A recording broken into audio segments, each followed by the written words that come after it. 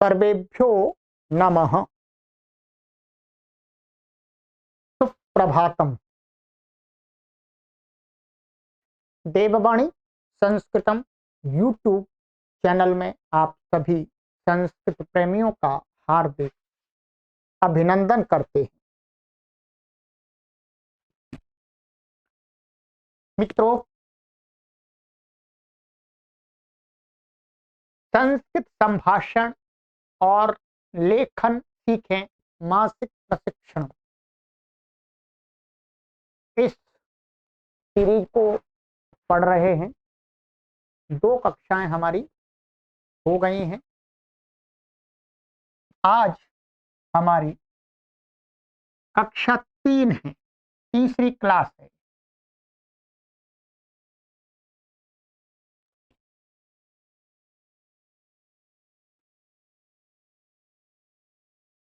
अपनी नोटबुक को ओपन कर लीजिएगा और पेन को हाथ में ले लीजिएगा। किसी पुस्तक की आपको आवश्यकता नहीं है, ये हमने आपको पहले ही बता दिया था। ये कोर्स बिना पुस्तक का बना है। शोभनम, चलिएगा पीछे की 2 कक्षाएं पढ़ लीजिएगा। आज हम पहले आपको कुछ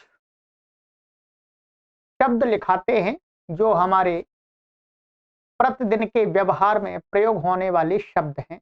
इनका ज्ञान हमें होगा तो हम संभाषण कर पाएंगे। चलिएगा पहले ये शब्द लिखिएगा।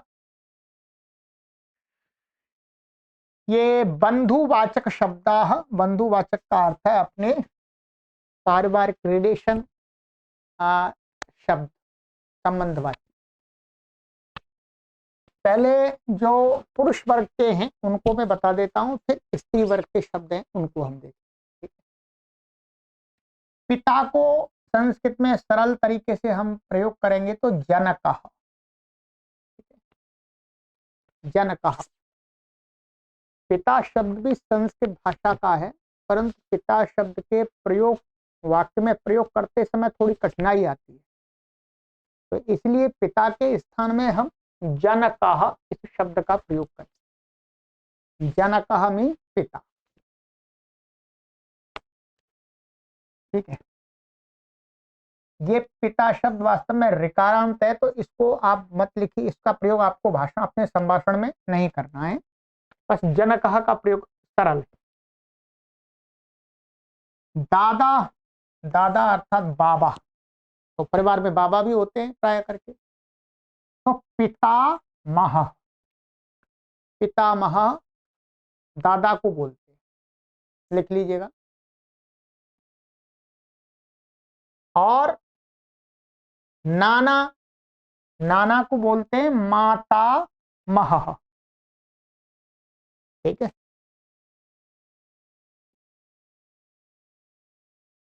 पुत्र अथवा बेटा जिसको बोलते हैं, अपना जो पुत्र होता है उसको संस्कृत में क्या बोलते हैं? पुत्रः। सरल है तो ठीक। पुत्रः माने पुत्र, सन। सहोदरः, सहोदर का अर्थ है वास्तव में सगा भाई, चाहे वो बड़ा हो चाहे छोटा हो, सगा भाई अर्थात एक माँ के गर्भ से उत्पन्न होने वाले भाई को कहते हैं सहोदर। ठीक। बड़े भाई को बोलते हैं अग्रजः।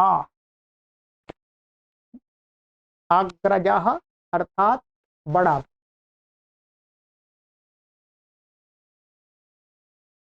अनुजः,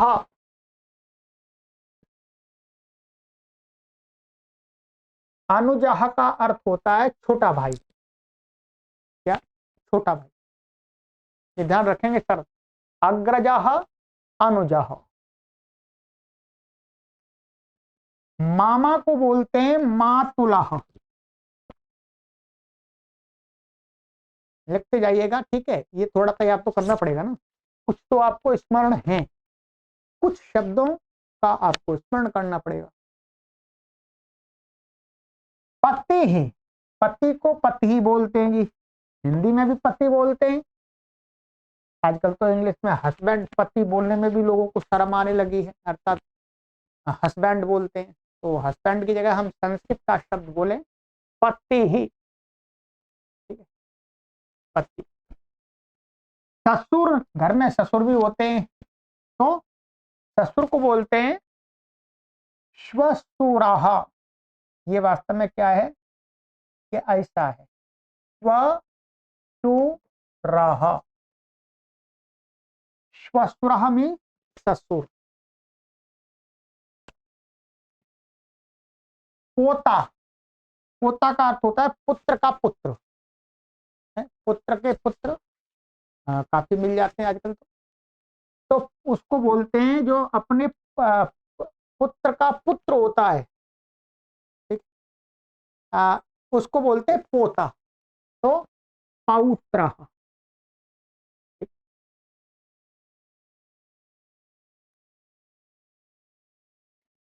दामाद, दामाद बोलते हैं, हिंदी में दामाद हो गया है।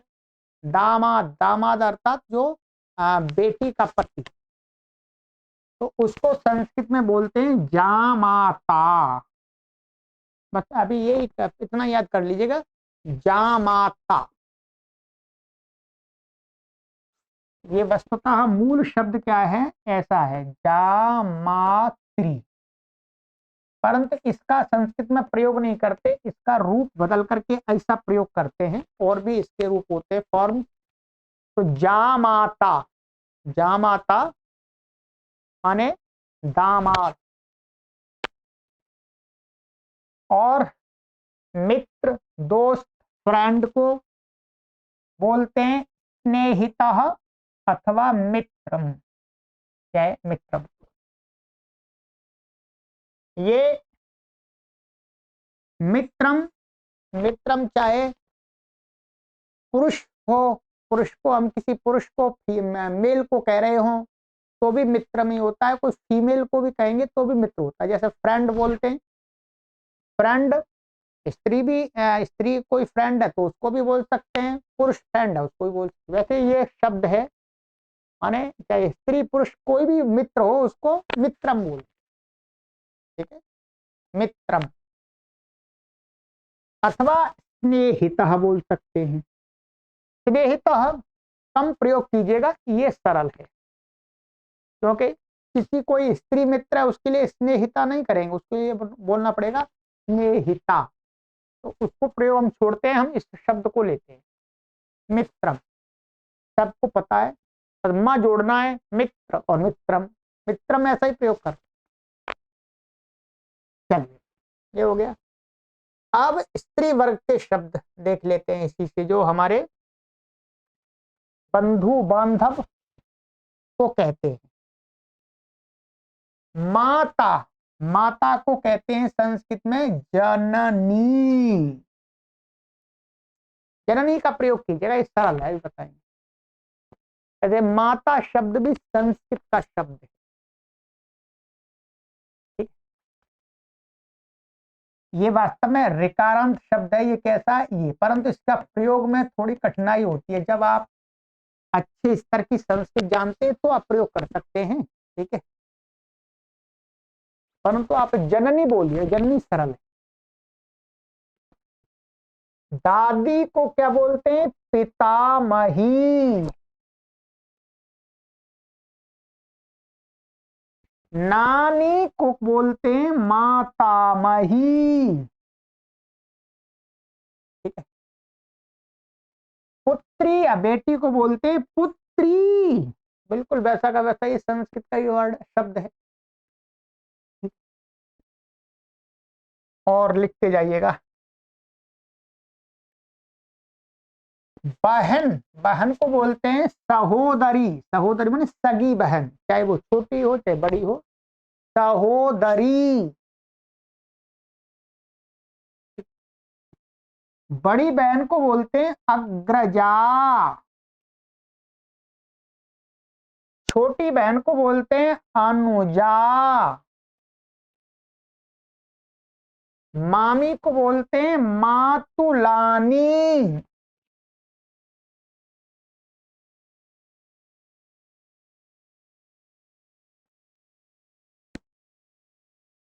पत्नी को बोलते हैं भार्या। पत्नी को पत्नी भी बोलते हैं, भार्या, कोई भी प्रयोग कर सकते हैं, ये सरल प्रयोग है। भार्या भी कर सकते, पत्नी भी कर सकते, दोनों संस्कृत के शब्द हैं। भाभी है, भाभी, तो भ्रातृजाया है, भ्रातृजाया। बहू को बोलते हैं स्नुषा, स्नुषा।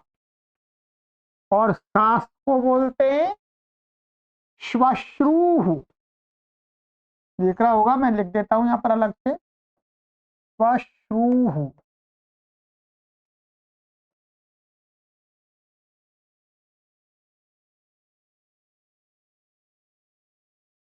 ठीक है, ये शब्द तो और भी अनेक रिश्तेदार होते हैं, परंतु सामान्य संस्कृत में इन्हीं शब्दों को सीखते। ठीक है, अब ये शब्द हमें अपने घर में प्रयोग करेंगे। जैसे इंग्लिश के शब्द आप मिलाते हैं हिंदी में, तो उसमें ही कब ये भी मिलाइएगा, मिक्स कीजिएगा।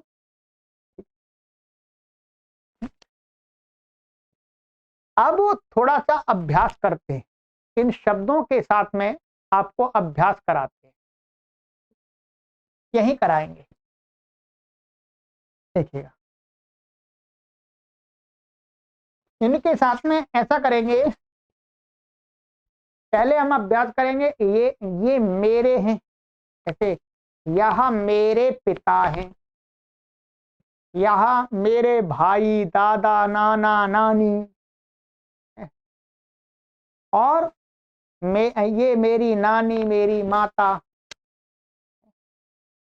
ये आपके हैं। ठीक है, आपको भी प्रयोग करना है। सबसे पहले ये, ठीक है, मैं कहता हूं यह मेरे पिता हैं। यह के लिए मैंने आपको बताया था पुरुष पर, पुरुष वर्ग के लिए क्या प्रयोग करते हैं, ए शाह, ए शाह। मेरे और मेरी के लिए क्या बताया था आपको, मामा, ए शाह मामा। जानकाह, है माने अस्ति। ठीक है, ए शाह मामा जनकाह अस्ति, यह मेरे पिता हैं। और एक हमने बताया था सह, सह, सह का अर्थ वह, सह भावतः पितास्ति, वह आपके पिता हैं। तो सह भावतः जनकः अस्ति, कोई पुरुष को कह रहे हैं। ठीक है, सह भावतः जनकः अस्ति, एषः मम जनकः अस्ति। अब किसी स्त्री को कहेंगे कि ये आपके पिता हैं, वह आपके पिता हैं, तो सह भावत्याः जनकः अस्ति। बस इसके स्थान बदल जाएगा, सह भवत्याः जनकः अस्ति, वह आपके पिता हैं। अथवा ऐसे, यह आपके पिता हैं, तो एषः भवत्याः जनकः अस्ति। कभी मैं पिता बोल रहा हूं, पिता भी ठीक है, यहाँ तो कोई परेशानी नहीं है इस प्रकार के वाक्य में। आप यहाँ ऐसा भी कर बोल सकते हैं, एषः भवतः पिता अस्ति। ठीक, अथवा जनकः अस्ति, दोनों कर सकते। बोलिएगा आप, आपको कमेंट के माध्यम से आपको बताना पड़ेगा और बोलना भी पड़ेगा, तो कमेंट किया करें। एषः मम पितामहः अस्ति। सः भवतः पितामहः अस्ति। सः भवत्याः पितामहः अस्ति। एषः भवत्याः पितामहः अस्ति।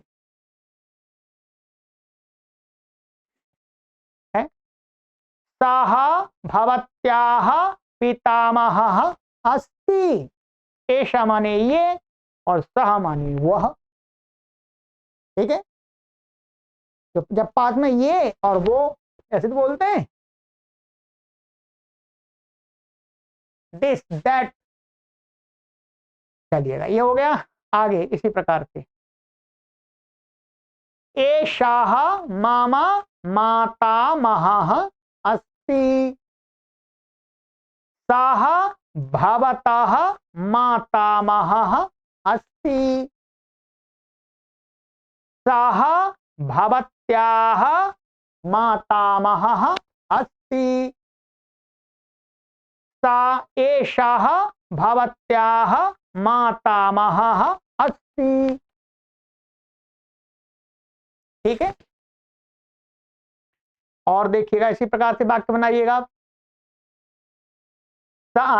एषः मम पुत्रः अस्ति। सः भवतः पुत्रः अस्ति। सः भवत्याः पुत्रः अस्ति। एषः भवत्याः पुत्रः अस्ति। एषः भवतः पुत्रः अस्ति। ठीक है, सहोदरः। एषः मम सहोदरः अस्ति। एषः भवतः सहोदरः अस्ति। एषः सः भवत्याः सहोदरः अस्ति।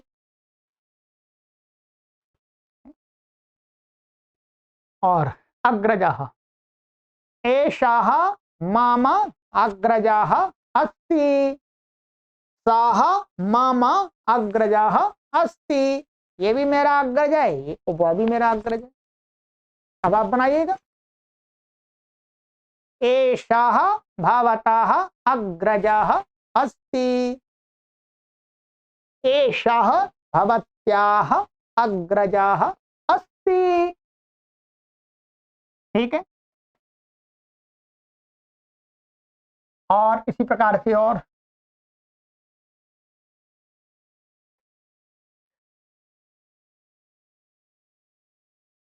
अनुजः। छोटा भाई। एषः मम अनुजः अस्ति। सः भवत्याः अनुजः अस्ति। मातुलः। सः मम मातुलः अस्ति। सः मम मातुलः अस्ति। पतिः। अब ये तो कोई स्त्री बोलेगी, तो वो एषः मम पतिः अस्ति। सः मम पतिः अस्ति। मेरा पति नहीं, तो मैं तो स्त्री का रोल कर रहा हूं अभी। ठीक है, तो ये तो इसमें क्या है, भवता नहीं लगेगा इसमें। ऐसा मत बोल दीजिएगा कि एषः भवतः पतिः अस्ति, भवता नहीं लगेगा, ये तो स्त्री वाला ही आएगा हमेशा। एषः भवत्याः पतिः अस्ति। एषः मम पतिः अस्ति। ऐसा माने कोई स्त्री है, वो बोली मेरा पति है। भवता पति मत लगा दीजिए, भवता पति गलत हो जाएगा। ठीक है। श्वशुरः। एषः मम श्वशुरः अस्ति।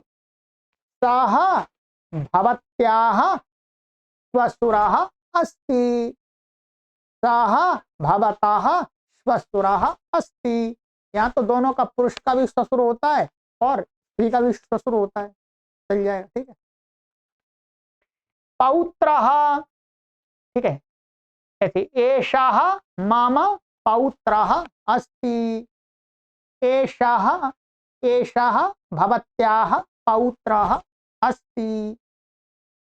एषः भवतः पौत्रः अस्ति। ठीक है। अब अभ्यास आपको करना है। एषः मम जामाता अस्ति। सः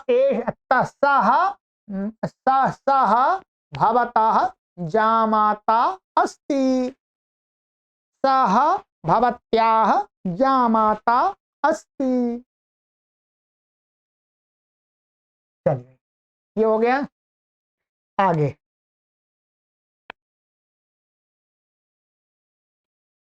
मित्रम। मित्रम के लिए क्या करना पड़ेगा आपको? एषः मम मित्रम। ठीक है। यदि पुरुष मित्र है तो क्या? एषः मम मित्रम, सः मम मित्रम। और यदि स्त्री मित्र है तो हम क्या बोलेंगे? एषा मम मित्रम अस्ति। यह मेरी मित्र है। यदि कोई स्त्री है तो, फीमेल है तो एषा मम मित्रम अस्ति। एषा भवत्याः मित्रम अस्ति। एषा भवतः मित्रम अस्ति। इस प्रकार से। ठीक है। अब इसी प्रकार से यहां पर क्या करेंगे? ये स्त्री वर्ग है। स्त्री वर्ग में क्या करना पड़ेगा आपको? आपको प्रयोग करना है यहां पर एषा, और बताया था मैंने आपको सा। एषा माने यह और सा माने वह। अब ऐसे ही अभ्यास करना है। कुछ का मैं अभ्यास करा देता हूं, फिर आप कीजिएगा अभ्यास। एषा मामा जननी अस्ति। यह मेरी माता है। सा मामा जननी अस्ति। वह मेरी माता है। सा भवतः जननी अस्ति। एषा भवतः जननी अस्ति। एषा भवत्याः जननी अस्ति। सा भवत्याः जननी अस्ति। ऐसे ही पितामही। एषा मम पितामही अस्ति। दादी। ठीक है। आप बोलिएगा, अब मैं बोलता जाता हूं। सा मम पितामही अस्ति। एषा मम मातामही अस्ति। एषा भवतः मातामही अस्ति। एषा भवत्याः मातामही अस्ति। पुत्री। एषा मम पुत्री अस्ति। आप बनाइएगा। एषा भवतः पुत्री अस्ति। एषा भवत्याः पुत्री अस्ति। एषा मम सहोदरी अस्ति। एषा मम अग्रजा अस्ति। सा मम अग्रजा अस्ति। एषा मम अनुजा अस्ति। सा मम अनुजा अस्ति। यदि आपको ये कहना है कि ये मेरी बहन या बड़ी बहन है, वो नहीं है, तो सरल है, उसके लिए भी अभ्यास कराएंगे आगे। जैसे अस्ति आप प्रयोग कर रहे हैं, वैसे ही यदि नहीं है, अस्ति का अर्थ है, ठीक है, और नास्ति का अर्थ है ना, नहीं है। सरल है, ठीक है। ये बस सरल प्रयोगार्थ। जैसे एषा मामा अग्रजा अस्ति, सा मामा अग्रजा नास्ति, वह मेरी अग्रजा नहीं है। सा भवतः अग्रजा अस्ति, एषा भवतः अग्रजा नास्ति, नास्ति माने नहीं है, अब ऐसे बता दिए नहीं है, ठीक है।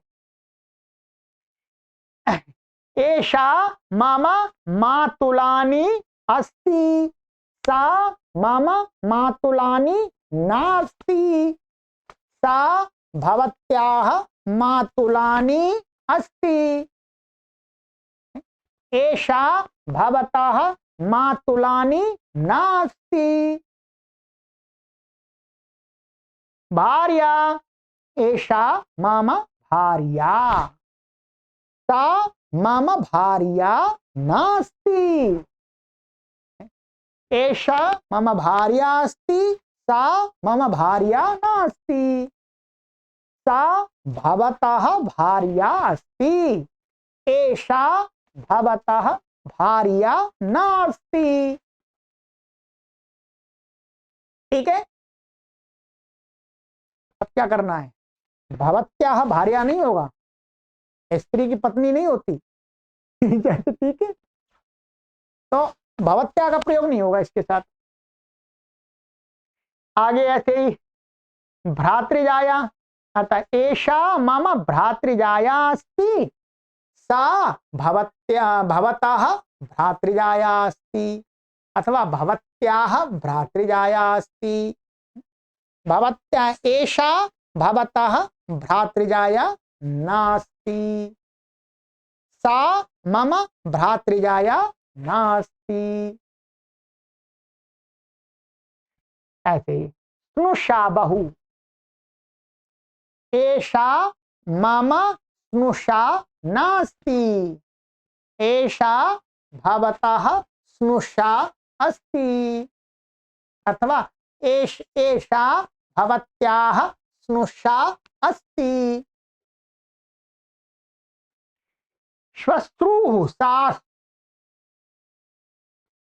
एषा मम श्वश्रूः अस्ति, सा मम श्वश्रूः नास्ति, सा भवतः श्वश्रूः अस्ति, सा भवत्याः श्वश्रूः अस्ति, एषा भवत्याः श्वश्रूः नास्ति।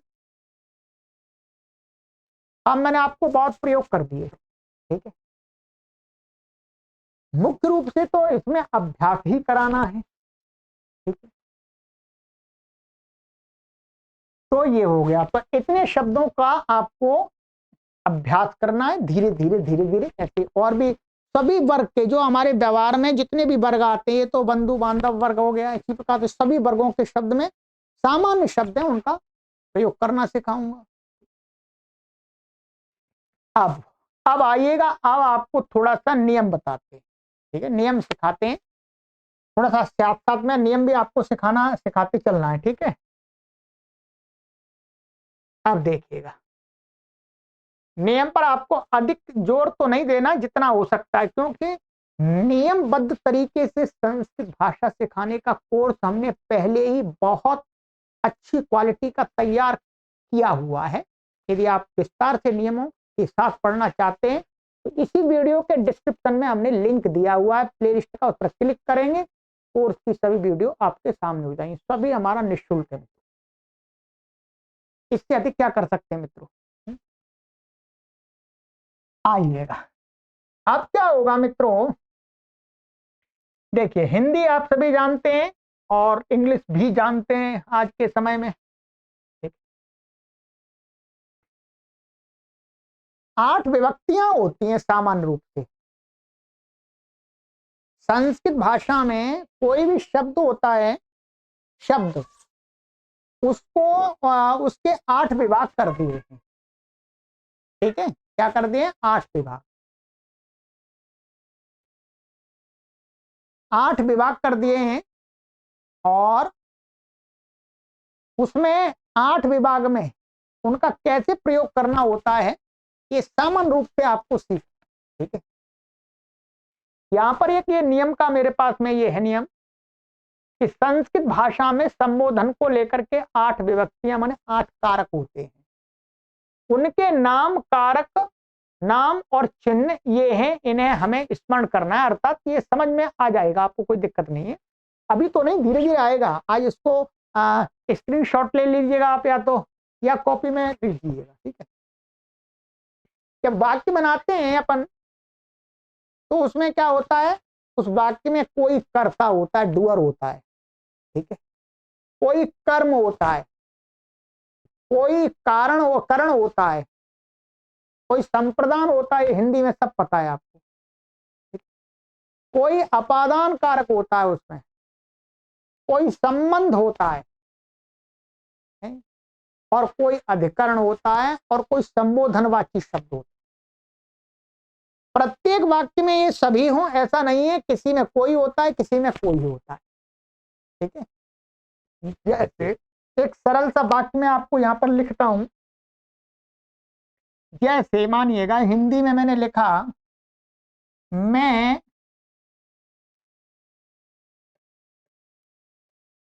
संस्कृत भाषा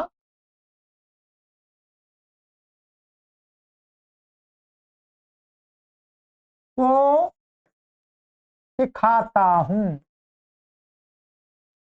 ठीक है, सिखाता हूं, ये है हिंदी का वाक्य। आप किसी को भी पूछेंगे इसमें कर्ता कौन है, आप बता देंगे डूअर कौन है, ये है कर्ता। और कर्म क्या है तो आप बता देंगे संस्कृत भाषा, ये क्या हो गया, कर्म हो गया संस्कृत को। और क्रिया क्या है इसमें, सिखाता है, ये क्रियावाची शब्द हो। ठीक है, ऐसे ही संस्कृत में है। अब संस्कृत भाषा में क्या होता है, हर शब्द के रूप चलते हैं, फॉर्म्स होते हैं। आपको सभी फॉर्म्स नहीं याद करने, अभी आपको जुगाड़ू संस्कृत सीखनी है। क्या सीखनी है, जुगाड़ू संस्कृत। ठीक है, आपको विद्वान नहीं बना रहे हम अभी, और आप बन भी नहीं सकते अभी इतने से। तो उसके लिए आपको क्या समझना है कि जैसे कोई हमारे पास में हिंदी का वाक्य हो गया, क्या करके हिंदी मीडियम वाले ही सीखते हैं, और चाहे बेशक इंग्लिश मीडियम वाले होंगे आप, परंतु हम हमारी हिंदी समझते हैं तभी तो आप सीख पाएंगे। तो वाक्य में कौन करता है, कौन कर्म आदि की सामान्य पहचान के लिए यहां पर इन्होंने ये कुछ फॉर्मूला बताया है कि वाक्य में जो वाक्य है उसमें यदि, यहां पर ऐसा कर लीजिएगा, कोई शब्द है जिसके पीछे कुछ भी नहीं लगती, हिंदी की विभक्ति नहीं लगती, जैसे मैं जाता हूं, मैं जाता हूं, तो मैं के पीछे कोई लग तो नहीं रहा, का, की, के, ने, कुछ नहीं लग रहा, तो हिंदी में पहचान है कि उसको कर्ता बोलते हैं। जैसे मैं संस्कृत भाषा को सिखाता हूं, तो मैं के पीछे कुछ नहीं लगा, तो जिस शब्द के पीछे कोई हिंदी की विभक्ति ना लगती हो तो वो कर्ता माना जाता है वाक्य में। और अथवा जिसके पीछे ने लग रहा हो, जैसे राम ने यह कार्य किया, राम ने आ गया तो इसका मतलब ये वाक्य का कर्ता हो गया। इस सरल है। ठीक है, वैसे आप पहचान जाएंगे, ऐसा सीधा नियम ये है कि क्रिया को जो करता है वो कर्ता होता है। कर्म, कर्म की पहचान कैसे करेंगे? वाक्य के अंदर को जिसके पीछे लग रहा हो तो वो शब्द क्या हो जाता है? कर्म। कर्म होता है, उसका कर्म नाम रखिए, कर्म।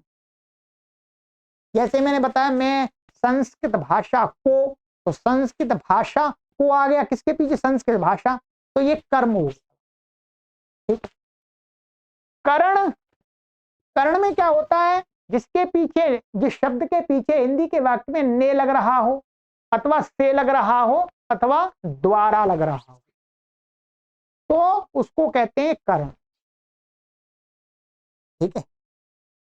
और संप्रदान, संप्रदान ये कारक है, एक केस है। के लिए, माने जिस शब्द के पीछे के लिए आ रहा हो तो मानिएगा जो पहला वाला, उससे पहले के लिए से पहला जो शब्द है वो संप्रदान कारक होते हैं। ठीक है।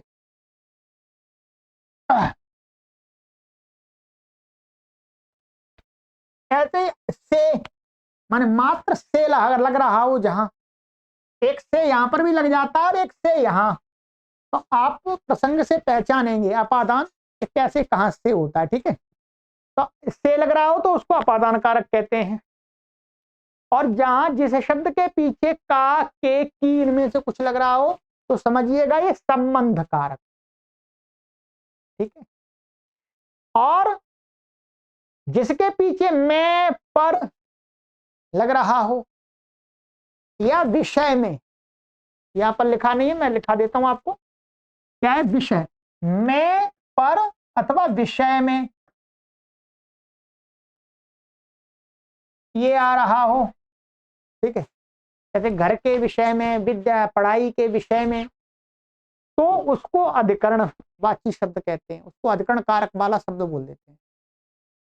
और संबोधन में ये पहचान है कि जिस शब्द के आगे, जिस शब्द के आगे, ये वाले तो पीछे देखने, ये संबोधन माने जिस शब्द के आगे हे लग रहा हो, हे राम, आए राम, भो हो, बालका, तो वो शब्द क्या है?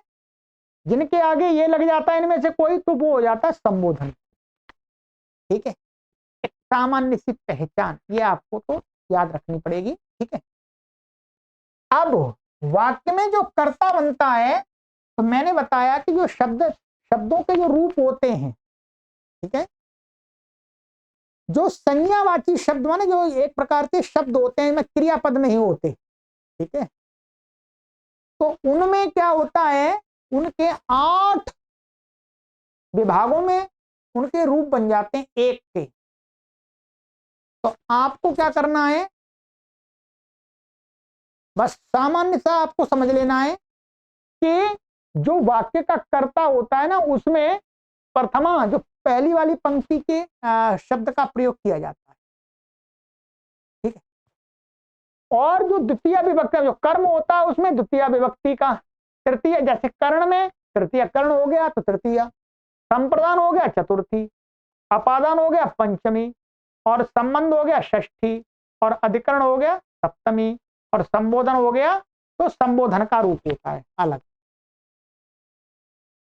जैसे जैसे मैं आपको एक सामान्य दिखाता हूं,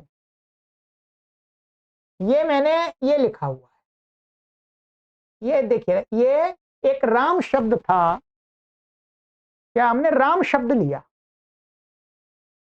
राम शब्द लिया, ये राम शब्द, इस राम को 1 2 3 4 5 6 7 8,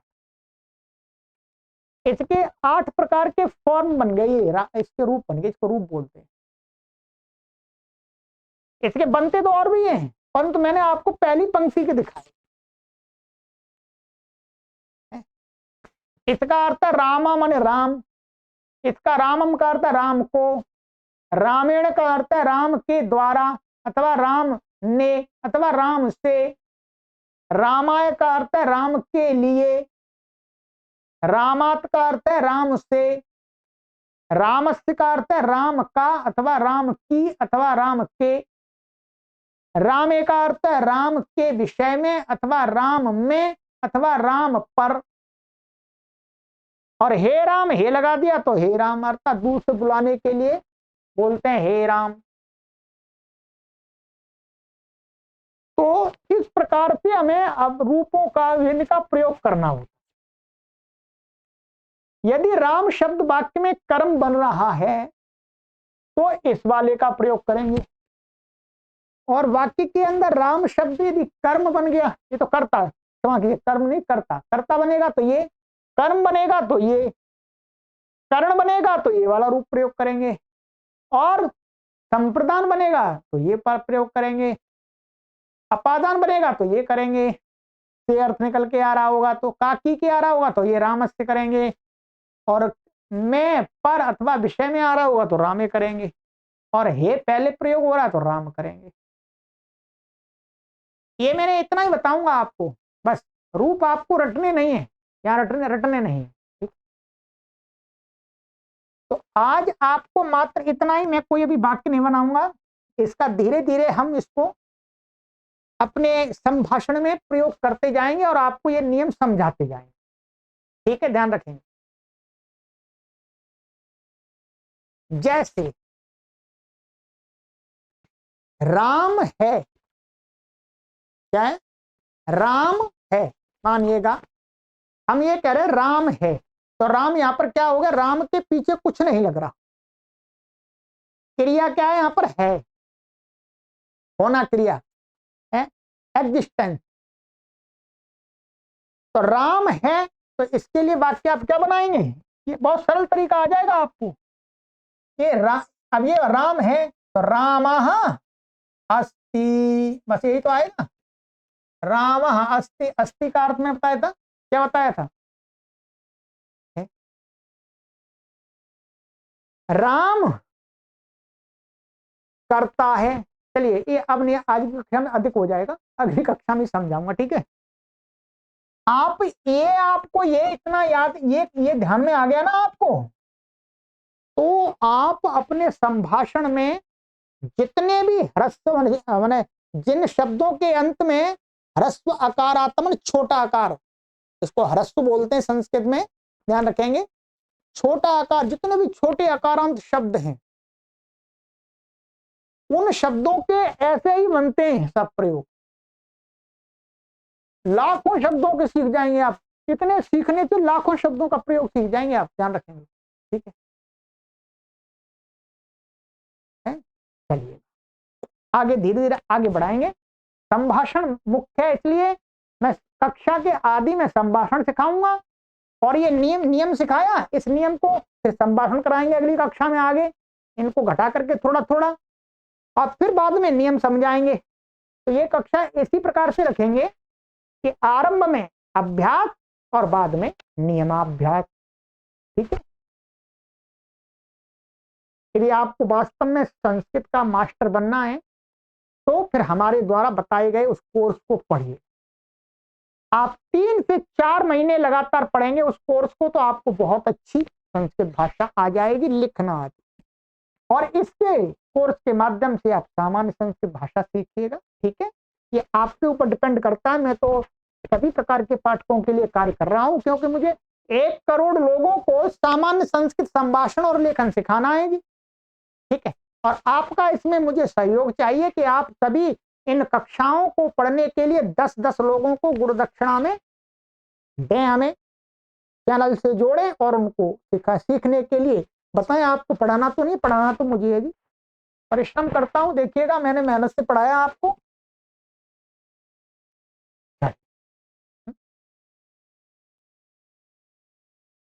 पुनः मिलामः, 2 प्रकार से बोल सकते हैं इसको, ऐसे पुनर्मिलामः अथवा पुनः मिलामः, मैं दोनों प्रकार से बोलता हूं, ठीक है, एक ही अर्थ है, पुनः मिलामः अथवा पुनर्मिलामः, ठीक है, एक बता, फिर मिलते हैं। पुनः मिलामः, सर्वेभ्यो नमः।